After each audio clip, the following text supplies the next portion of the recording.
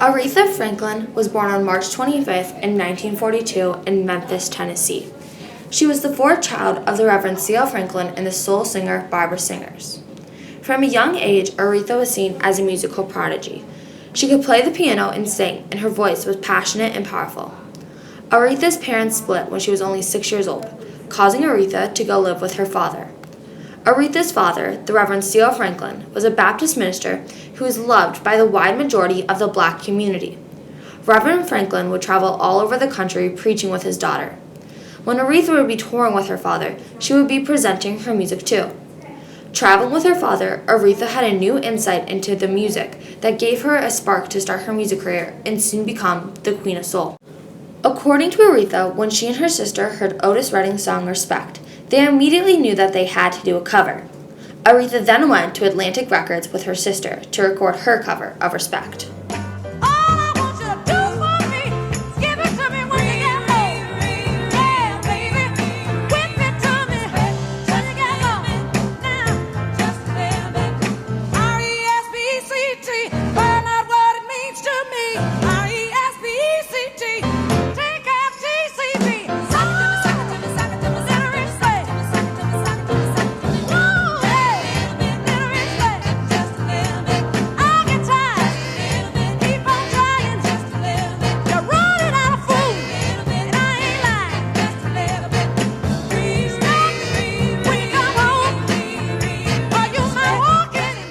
Aretha's Respect cover became such a big hit, fans were soon deserting the original song to listen to the soul singer's amazing vocals. Otis Redding even said himself, "I don't care if she took this song from me. I just care that she gets respect." So what does RESPECT mean to you? I think I heard it nicely phrased earlier today. You want to give people dignity and respect, and you want to receive it. You have to receive it. Yeah.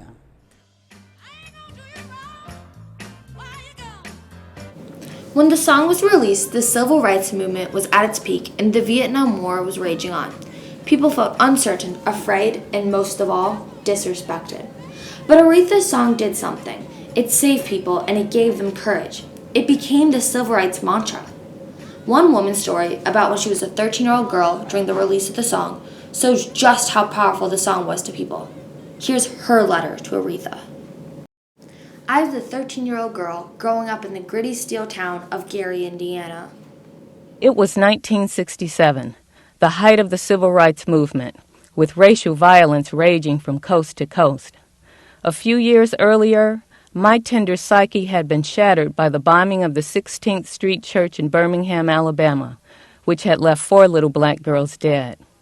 As I watched the haunting television images of the church's ruins, with its broken stained glass littering the streets, I wondered if racist whites would drop a bomb on me too. Then you came along and belted out Respect. What you want?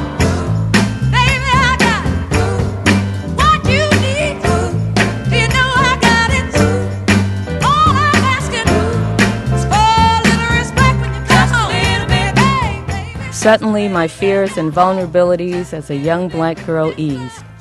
For as much as I admired Dr. Martin Luther King Jr., I longed to see a black female face speaking out for our freedom, especially after the Birmingham bombing. There was Rosa Parks, Ella Baker, and Fannie Lou Hamer, but somehow their light had been subsumed by Dr. King and the other black men who'd become the drum majors for justice. With Respect, you gave black women an unprecedented voice and visibility. Your song spoke to the racism that needed to be vanquished in the country, and it addressed, in a way we shall overcome never did, the sexism that needed to be conquered in the black community. I'm out to give it all my money, and all I'm asking in return, honey, is to give me my propers when you get home. By the late 1960s, black women were demanding more from relationships than the unrealistic images portrayed in songs like My Girl and How Sweet It Is to Be Loved by You. But there was no blissful fantasizing about love and respect. You gave us raw energy and down-home truth. I remember feeling a sense of triumphant elation whenever I heard you let loose with those rollicking, sock it to me soul licks. R-E-S-P-E-C-T, find out what it means to me. R-E-S-P-E-C-T, take F-T-C-T. Sock it to me, sock it to me, sock it to me, sock it to me, sock it to me, sock it to me, sock it to me. Here's a sister who ain't taking no mess, I think to myself joyfully. You made me feel good about myself, both as a black American during a tumultuous political era and as a young girl about to discover sex. So, now it's time to confess. 20 years ago, after a concert you gave at Radio City Music Hall in New York City, I was determined to meet you and to thank you for making me feel special. To get backstage, I told the security guard that I was Martin Luther King Jr.'s daughter, and it worked. I was immediately escorted to your dressing room. You greeted me graciously with a sisterly warmth, knowing full well, I'm sure, that I was an imposter. But you never let on. You maintained the stature and dignity befitting your justly earned title as the Queen of Soul.